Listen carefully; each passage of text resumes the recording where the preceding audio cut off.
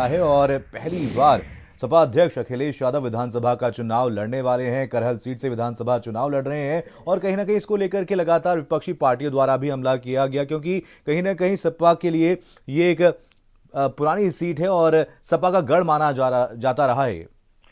बिल्कुल, देखिए करहल में समाजवादी पार्टी जब से चुनाव हो रहे हैं उत्तर प्रदेश के इतिहास में सिर्फ 2 बार चुनाव हारी है जी। और पिछले 4 बार से लगातार उनका विधायक जीतता रहा है।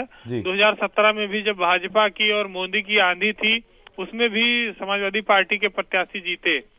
तो अखिलेश यादव करहल सीट से नामांकन करने के लिए घर से निकले हैं और अभी वो बीच रास्ते में वहां पर एक मंदिर में पूजा करेंगे और उसके बाद फिर वो करहल सीट पर जाकर नामांकन करेंगे।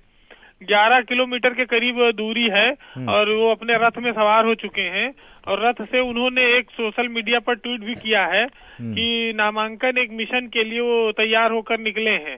तो थोड़ी देर में अखिलेश यादव 11:30 बजे के लगभग करहल सीट के लिए नामांकन करेंगे। वो विधानसभा के प्रत्याशी हैं। तो ये बड़ा महत्वपूर्ण है आज का दिन, क्योंकि समाजवादी पार्टी के वो राष्ट्रीय अध्यक्ष हैं और मुलायम सिंह की उस विरासत को वो संभालने जा रहे हैं जहां से कभी उन्होंने शिक्षा हासिल की थी और उस डिग्री कॉलेज में वो लेक्चरर थे। और मुलायम सिंह की जो आज की कर्मभूमि है, मैनपुरी संसदीय क्षेत्र से वो MP हैं, सांसद हैं, उस सीट की एक विधानसभा का अखिलेश यादव प्रतिनिधित्व करने जा रहे हैं।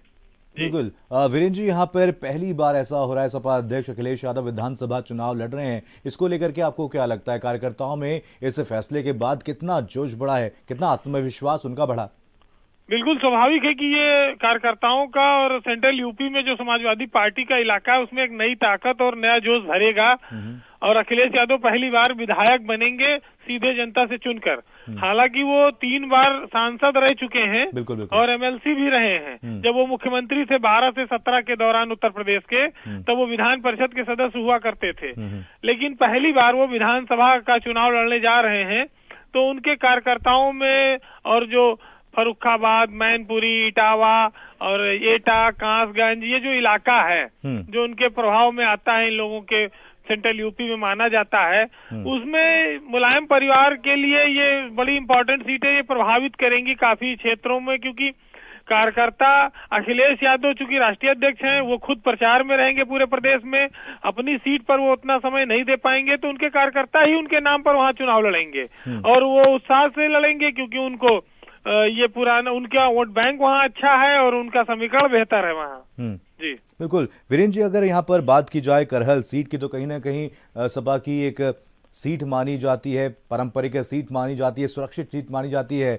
आपको याद दिलाएं, अगर यहाँ पर सपा, माफ करिएगा, बीजेपी द्वारा जब ऐलान किया गया था, CM योगी आदित्यनाथ एक बार फिर से गोरखपुर से चुनाव लड़ने, इसको लेकर के विपक्षी पार्टियों द्वारा तमाम हमले उनके ऊपर किए गए थे और अब यहाँ पर सपा अध्यक्ष अखिलेश यादव ने भी एक बड़ा ऐलान किया है और इस बार करहल से विधानसभा चुनाव लड़ रहे हैं। क्या लगता है, इसको लेकर के एक बार फिर से हमलावर होंगे विपक्षी पार्टियां और क्या वजह है कि यहाँ पर एक बार फिर से बड़ा फैसला लेते हुए ये सुरक्षित सीट चुनी गई है?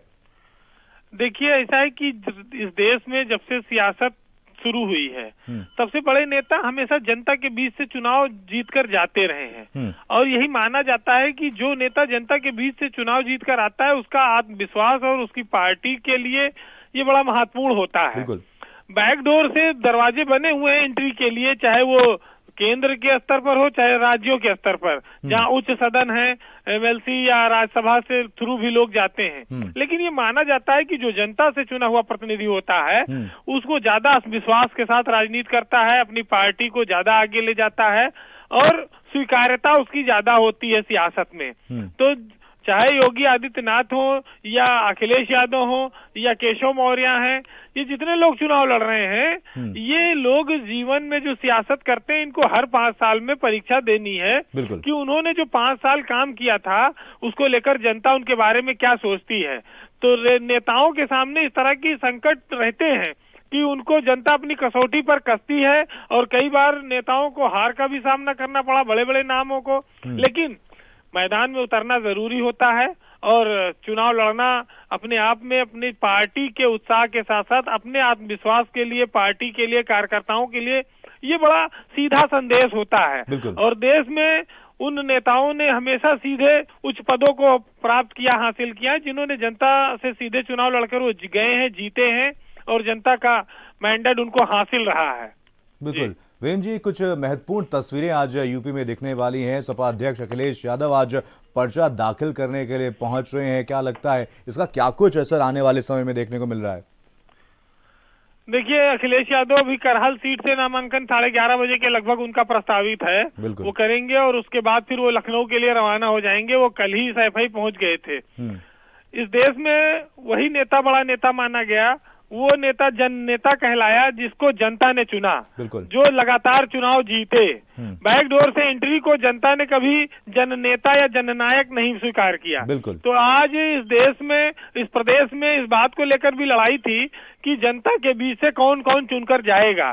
तो ये भाजपा और समाजवादी पार्टी के जो बड़े नेता थे, मुख्यमंत्री और समाजवादी पार्टी के पूर्व मुख्यमंत्री और राष्ट्रीय अध्यक्ष, ये सब अब मैदान में आ गए हैं और ये सब जनता जनमानस में अपनी पार्टी के लिए और अपने लिए ये संदेश लेकर कि वो चुनाव से डरते नहीं हैं, वो जनता के मैंडेट हासिल करके, जनता का विश्वास हासिल करके फिर उत्तर प्रदेश की विधानसभा में जाएंगे और सरकार बनाने की कोशिश करेंगे। बिल्कुल जी वीरेंद्र जी, यहाँ पर अगर करहल की बात की जाए तो कहीं ना कहीं पारंपरिक सीट रही है सपा की। पिछले एक दशक से ज्यादा समय से सपा के पास ये सीट रही है। क्या लगता है 5 वर्षों के दौरान फिजा में कुछ बदलाव हुआ है?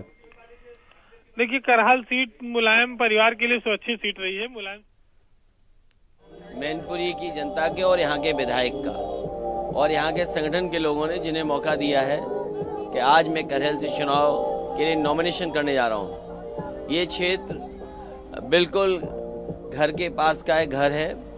नेताजी का और समाजवादी पार्टी का बहुत पुराना रिश्ता रहा है। यहाँ के लोगों ने समाजवादी पार्टी के साथ हमेशा खड़े होकर के एक सकारात्मक राजनीति को आगे बढ़ाया है, एक प्रोग्रेसिव पॉलिटिक्स को हमेशा बढ़ाया है। और मुझे उम्मीद है इस चुनाव में जो नेगेटिव पॉलिटिक्स करते हैं, जो नकारात्मक सोच के उन्हें हराएंगे और उत्तर प्रदेश से हटाएगी भी जनता।